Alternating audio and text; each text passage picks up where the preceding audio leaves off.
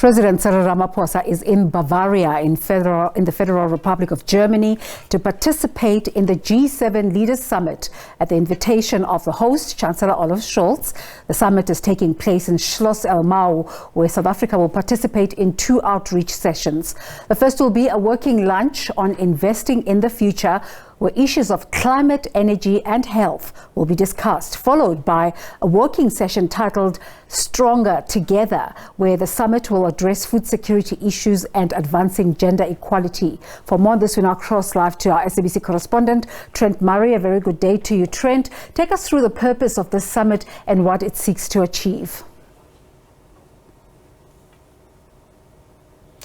Yeah, well, this gathering of world leaders here in southern Germany really comes at such a critical time for world affairs, doesn't it? With rising cost of food and petrol, the war in Ukraine and global supply chain problems, just some of the issues being discussed by the leaders of the G7. It, of course, includes the likes of President Biden of the United States and Prime Minister Boris Johnson. But the real focus today will be engaging with other countries from outside of that core G7 group. Leading that delegation, South Africa, invited as a special guest of the German Chancellor. It joins India, Senegal, Argentina and Indonesia, who are also attending. That meeting taking place high up in the mountains there, you can probably see behind me.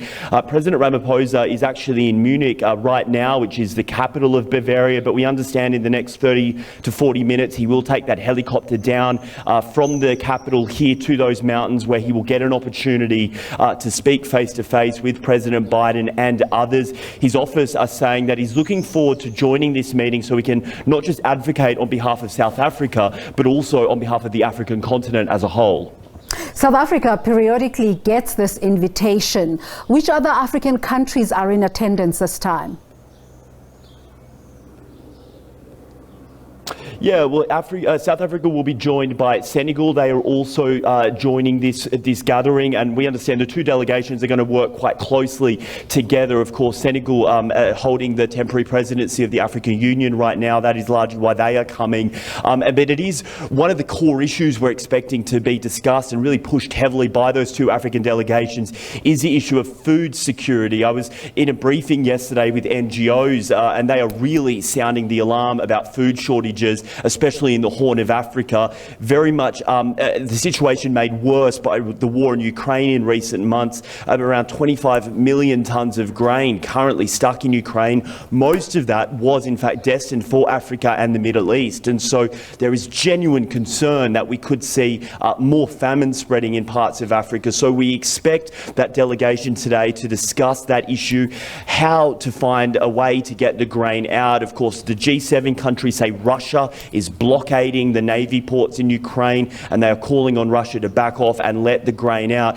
But there's also a new issue starting to develop, which is an argument over prioritising food over fuel. And what I mean by that is the UK is saying countries like America that make biofuels out of crops, so in other words make petrol using corn or wheat, they should slow down that production and instead use those crops for food. The US, for what it's worth, says it's not so keen to do that because it believes it will drive up the price of petrol. So we expect that will be one of the more heated elements of discussions today, this argument over what should take priority, fuel or food.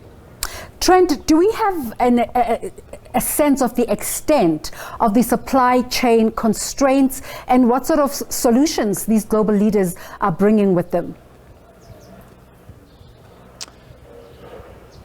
Yeah, I mean, it is one of the issues that is just really overhanging this conference because obviously the world is trying to recover from COVID-19, and that really disrupted supply chains, especially from big manufacturing countries like China. And so we are still seeing the ripple-on effects of that, you know, slow economic growth, countries and companies as well saying they're struggling to get the parts they need to help their economy grow. And then, of course, the war in Ukraine Ukraine comes over on top of all of that and makes things even more difficult. So we are seeing all sorts of creative solutions suggested to try and ease that pricing pain that really a lot of people all over the world are feeling, especially at the supermarket.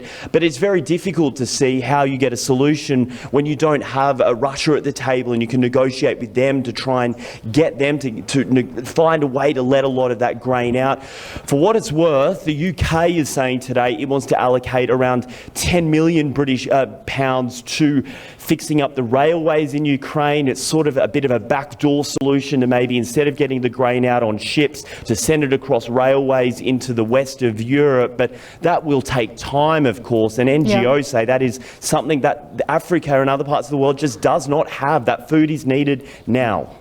We know that these global leaders are really concerned with global issues, but the big conversation in Africa right now is the African Continental Free Trade Agreement. Will it at all feature in these conversations, just in terms of how these global leaders engage with Africa?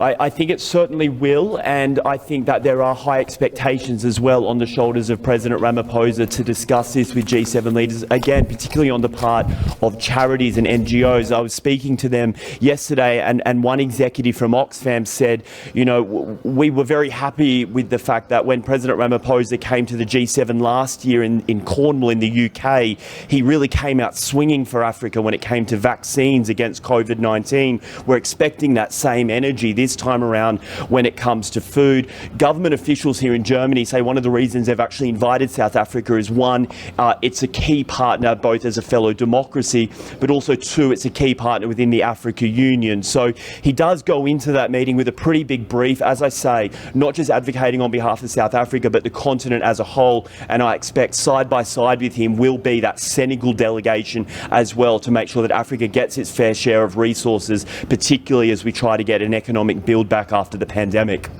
Tell us more about the significance of those two events that President Cyril Ramaphosa will be taking part in, one investing in the future, talking about issues of climate, and the other one about Stronger Together, where the summit is addressing food security issues. Yeah, well, I think it's very deliberate that those are the two sessions as part of the overall agenda over this four-day summit. Those are the two sessions that the German host has asked South Africa to attend, because they believe that they can bring some expertise in discussing some of those issues like food security, like combating climate change, gender equality as well, and helping some of the world's poorest. So going into those discussions, I think what you effectively saw is those rich G7 countries saying, hey, these are issues we can't just sit around and talk about ourselves. That will effectively be a talk fest. We need some expertise from countries that are actually on the ground, from experts that see this every day in their field, you know, across the charity sector, across the business sector in Africa. And so that is why that big South African delegation will, I think in many ways, lead those discussions with their input, and, you know, basically say to those G7 countries like France and the UK and America, hey, you know, if you're serious about trying to solve some of these issues, this is what you've got to do, and you've actually got to carry through with actions and not just warm words and statements of support. Trent Murray, thank you so much for setting the scene for us.